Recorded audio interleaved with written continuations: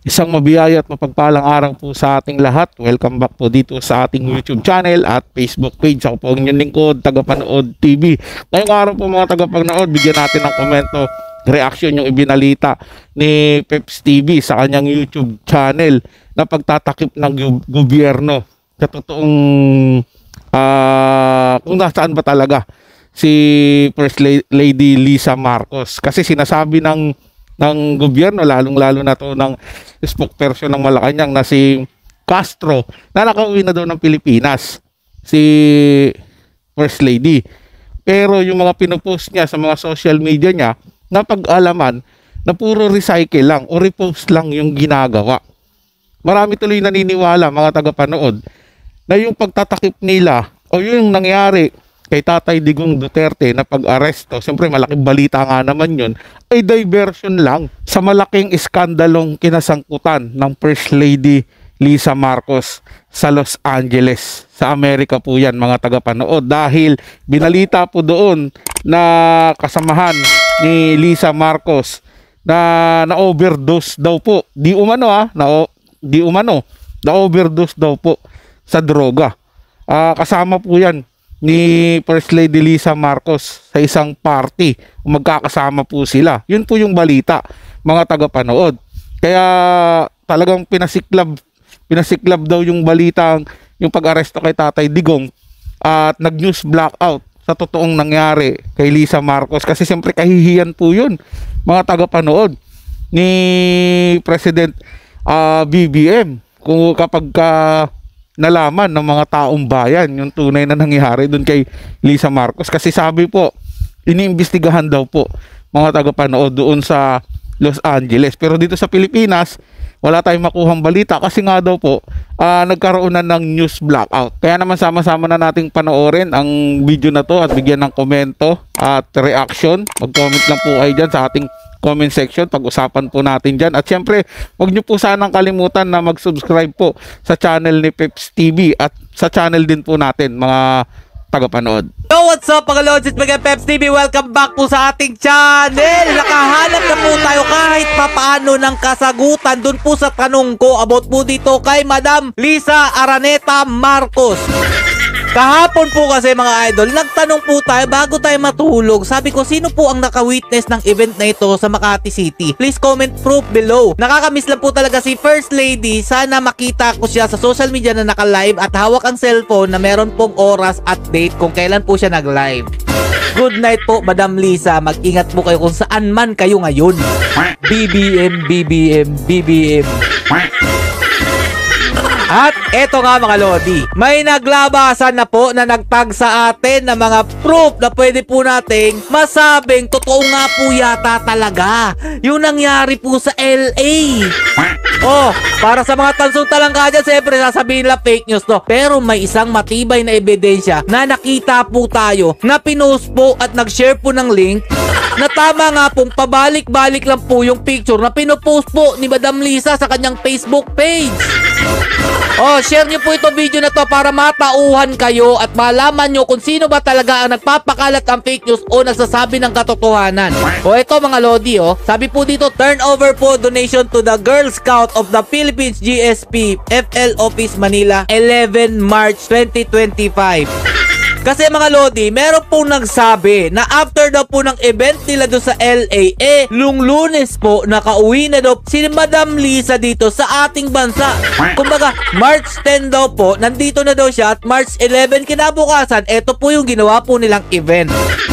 Naniniwala ba kayo? So naghanap-hanap po tayo mga lodi na mga iba pong mga pictures na magpapatunay po na ito nga po repost lang ni Madam Lisa. So ito pa, Goldenberg Concert Series anibersaryo ng unang taon, Goldenberg Mansion, Manila, March 14, 2025.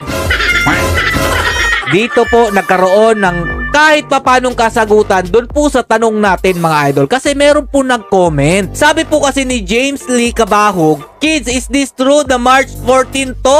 Bawal magsinungaling. Tapos meron pong nag-comment o nag-reply. Sabi po ni Joshua Ortega, James Lee Cabahog, not true sir, this is the real. Date and time, Friday, October 4, 2024, 5 p.m. daw po, di umano itong nangyari pong post po ni Madam Lisa Araneta Marcos. So, eto pang sabi niya dyan, feature artist Mr. Domodar Das Castillo, guest 5 p.m. Far Eastern University High School and Mariano Marcos Memorial High School. Oh, syempre magko-comment yung iba dyan. Oh, gawa-gawa lang naman po yung mga pinagsasabi nyo. So, naghanap pa rin tayo ng kasagutan mga lodi. Puntahan po natin yung post na ito ha. So, nandito po tayo sa page ni Madam Lisa Araneta Marcos. Naka-blue check po yan mga idol kung makikita nyo. Ayan po yung blue check nyan. Tapos, ito po yung pinag-uusapan natin kanina na mukha po kasing hindi po makatotohanan itong picture na to na ginanap po ito noong March 14, 2025. Kaya po meron po tayong napansin dito mga idol. O eto yun mga lodi. Dito po nagkaroon ng matibay na ebidensya na hindi po ito updated ang mga pinagpo-post po ni Madam Lisa Araneta Marcos sa kanyang Facebook page. So ang tanong dito mga tagapanood, kung hindi totoo yung mga kumakalat na balita patungkol sa kinasangkutan nito ni Lisa Marcos sa Amerika, bakit pilit nilang pinagtatakpan yung katotohanan? At eto pa matindi dyan mga tagapanood. Kung nandito talaga sa Pilipinas si Lisa Marcos, ang First Lady, di ba dapat humarap siya doon na press conference? Di ba? Humarap po siya mga tagapanood. Or tama yung sinasabi ni Peps TV. Mag-live po siya, hawak yung cellphone niya, na may oras doon, may date doon, para makita po ng mga taong bayan. Hindi po ba mga tagapanood? Simple lang po yan para mapatunayan. Hindi po yan katulad nung hinihingi ng taong bayan na magpa-drug test si PBBM para mapatunayan yung aligasyon sa kanya na paggamit di umano ng tinatawag ni Maharlika na pulburon. Simple lang po mga tagapanood para wala nang tanong-tanong, wala na pong matinding issue. Paghahanap dito, parang lumalabas po, finding Lisa tayo ngayon finding First Lady kasi hindi nagpaparamdam. Pagkatapos po pumutok yung issue doon sa Amerika na may namatay po dahil na overdose nga daw po sa paggamit di umano ng ipinagbabawal na droga. Nakasama po ni Madam Lisa Araneta ang ating First Lady doon sa party mga tagapanood. Eto po tanong lang sa inyo mga tansong talangka, lalong-lalo na po sa administrasyon nito ni Marcos. Kaya po ba ninyo mas pinaigting yung ingay patungkol dito sa pag-aresto kay Tatay Digong Duterte para rin mapagtakpan din po yung kagagawan o yung kinasangkutan ni Madam Lisa Araneta Marcos doon sa Amerika? At isa pa pong katanungan, kaya rin ba ninyo ginawa na isurrender si Tatay Digong Duterte doon sa ICC para magsiklab ang damdamin ng mga tao, maghimagsik, para mailabas na ninyo ang inyong plano na martial law? Nagtatanong lang po ako sa kanila mga tagapanood at hindi ko po sila pinagbibintangan sa mga ginagawa nila. Yun po'y tanong ko po sa kanila. Kung totoo ba yun, dapat ilahad nila yung katotohanan kung nasaan po talaga si Madam Lisa, para naman yung katanungan na yan ay mawala po sa isip ng taong bayan. O Negosyo Women Summit 2025, Women Breaking Boundaries, Ayala Malls, Manila, Parañaque noong March 15, 2025. At ito po yung picture mga lodi para sa inyong kaalaman. So ayan, ito po yun. I-browse lang po natin. Tandaan nyo pong mabuti, baka sabihin nyo po edited, kaya po kayo nasusupalpal kasi meron na ngang ebidensya, pinagpipilitan nyo pa rin na edited, gawa-gawa lang. O ito, yan po ang mga pictures. So balik po tayo dito. Doon po sa post nung Joshua mga idol. Ito po kasi yon. Ang pinagmulan po talaga nitong post na to, ito pong kay Rolly Lantong Anib. So nung nandito na ako mga lodi, nakita ko po itong post ni Eya Riblando na nagtag po kay Apple Loyola Balagtas na meron pong link nung sinasabi pong gonegosyo.ph info wearing Filipina entrepreneurs.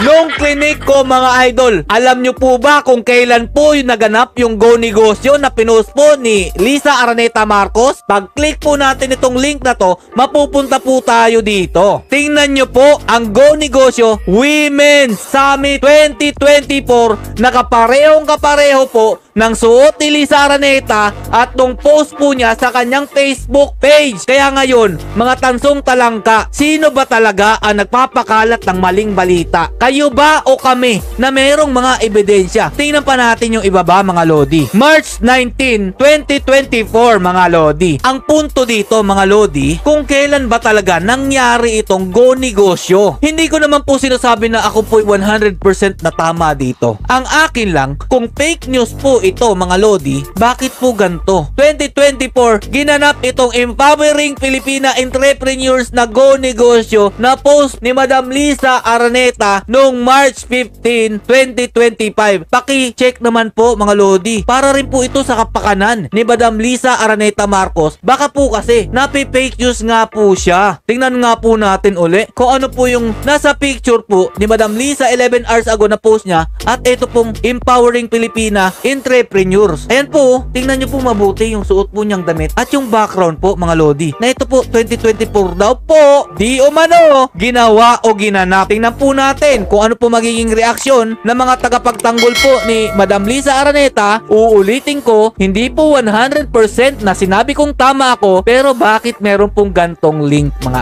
idol? So kayo na po bahala umusga kung maniniwala kayo. Hindi ko naman po kayo pinipilit. Basta ang akin lang dito mga idol, kayo na po ang magsalita Madam Liza Araneta Marcos kung totoo po ba itong mga haka-haka na ibinabato sa inyo, para naman malinawan kami mga kababayang Pilipino na nagtatanong kung totoo nga po ba talaga na kayo po'y nasangkot dun po sa issue ng LA. Hindi ko na po ibibigay ang buong detalye at alam kong kalat na po yan dahil nga po meron na daw pong mga post po niyan sa LA po mismo. So, eto po yung hamon ko sa mga nagsasabi pong kami po'y fake news. Pwede nyo naman po kaming i-debunk. Pwede nyo naman pong ipagtanggol si Madam Liza Araneta gamit po ang social media. Huwag lang po ninyong paiikot-ikutin pa. Ang tanong lang po namin dito, kung totoo ba na yung Go Negosyo, ginanap po yan nung 2024 pa. Yan lang po ang aming katanungan, Madam Liza Araneta, lalo na po sa mga tansong talangka na nagsasabi pong kami po'y nagpapakalat ng maling balita.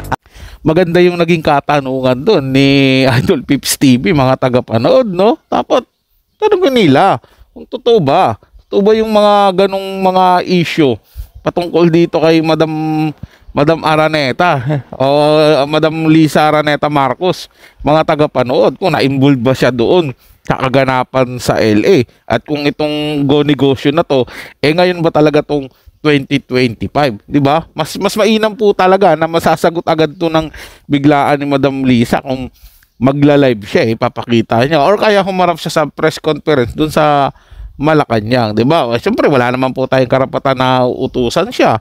Mamaya iniintay pa nga po talaga nila yung pagdating ni Madam Liza galing Amerika, tsaka pa lang sila magpe-press conference. Matik po yan mga tagapanood. Siyempre nandito na yung tao, madali na nilang gawa ng paraan yan. Sa ngayon, tago-tago po muna.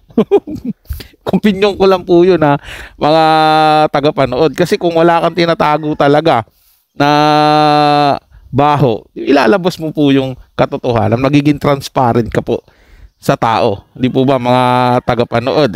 Ang problema, mayroon ng ebidensya. Binabalikan pa po tayo. Mga defender ni Tatay Digong Duterte, lahat po ng mga panig sa Duterte ay sinasabihan po na nagpi-fake news po. Pero, ayan, kayo na po humusga mga tagapanood. Sino po ba ang gumagawa ng fake news at yung sinasabi nila na may fake news factory? Ito'y komento at opinion lamang ha, wala pong personalan. Maraming salamat po sa inyong panonood at lagi po kayong mag-iingat.